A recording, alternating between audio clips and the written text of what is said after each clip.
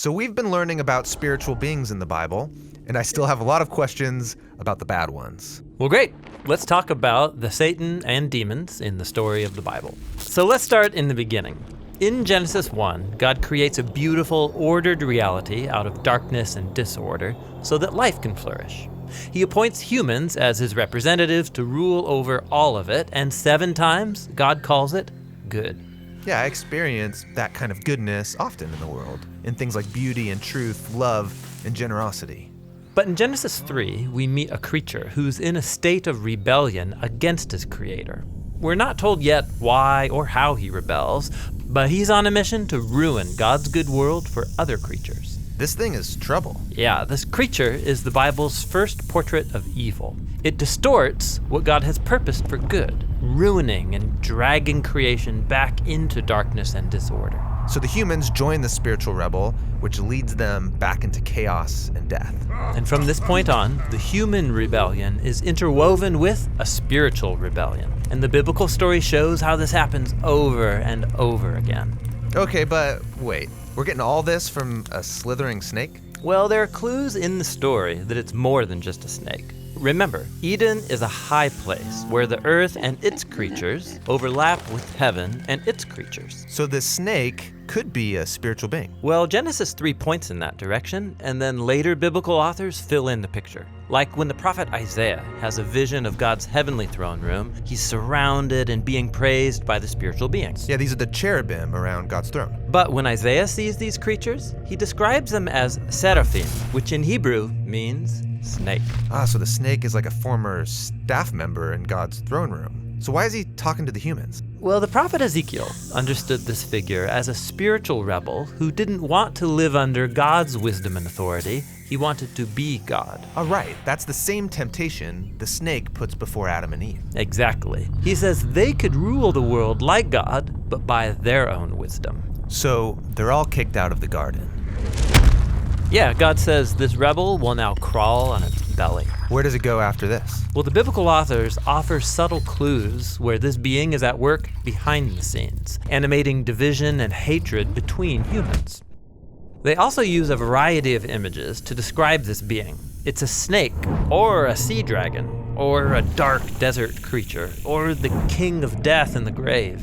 He's also given many titles, like Tempter, or the Evil One, or the Devil, which in Greek means the slanderer. But his name is Satan, right? Actually, no. Satan is not a name. It's another one of these titles, which is why in Hebrew it has the word the in front of it.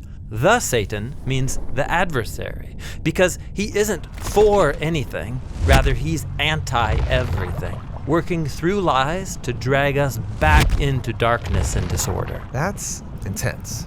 Now, what about these other spiritual rebels in the Bible called demons? What are they all about? Okay, so remember the concept of God's heavenly staff team, the divine council, or the sons of God. In the Hebrew scriptures, we're told that some of these rebelled too. When did that happen? Multiple times, actually. After the snake comes the rebellion of the sons of God in Genesis 6.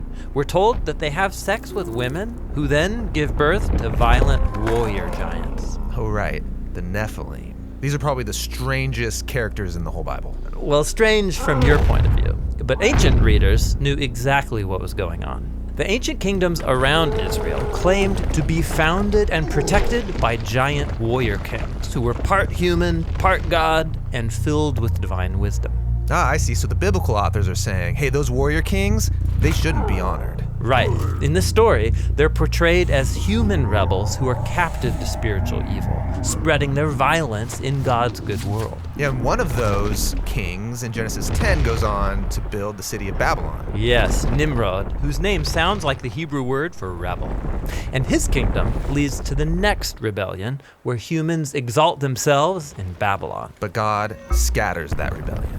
And when Moses in Deuteronomy looks back at that story, he says that's the moment when God handed over the nations to worship the rebel host of heaven, the gods of money, sex, and military power. Moses is the first one to call them demons, that is, lesser spiritual beings. So demons are spiritual forces at work behind corrupt human power structures. Yes, but in the Bible, they also work on the personal level, animating and exploiting humanity's greed and selfishness, as well as the weakness of our mortal bodies. In the Bible, spiritual evil is at work in anything that drags God's good creation back into chaos, darkness, and death. So, this is why when Jesus arrives on the scene, he said his primary enemy is not human. Right. Jesus and his first followers viewed all the pain and suffering in God's good world as a sign of its captivity to death and spiritual evil. But they didn't think this was the end of the story. Right. Jesus knew that the only way out of this cosmic ruin is to overcome evil and death itself, even if it costs him everything.